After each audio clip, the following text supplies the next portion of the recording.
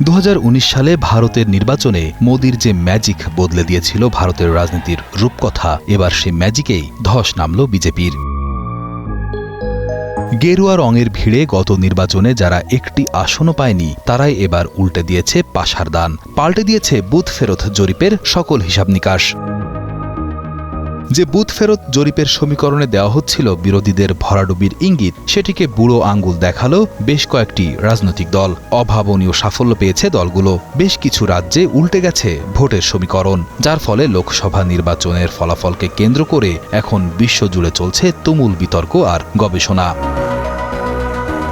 এবারের নির্বাচনে বাজিমাত করেছে সাবেক মুখ্যমন্ত্রী অখিলেশ যাদবের সমাজবাদী পার্টি সহ বেশ কয়েকটি দল। মোদির শক্ত ঘাঁটি উত্তরপ্রদেশে চমক দেখিয়েছে দলটি।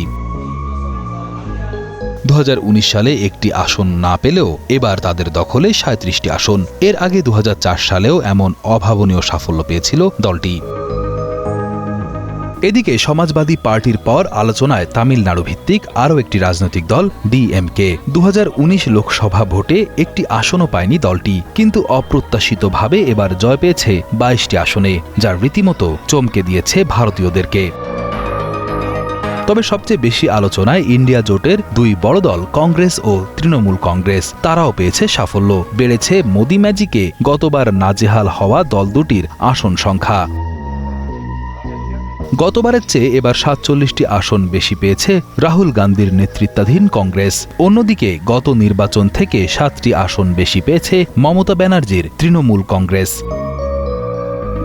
পশ্চিমবঙ্গের 42টি আসনের মধ্যে মমতা একাই পেয়েছেন 29টি আসন।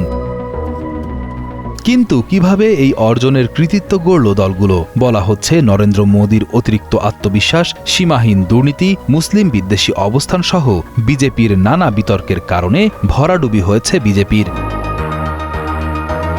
এছাড়া বিরোধীদের নির্যাতন, গণমাধ্যমের উপর নিয়ন্ত্রণ আর কট্টর হিন্দুত্ববাদী রাজনীতি জনমনে জন্ম দিয়েছে অসহিষ্ণুতা।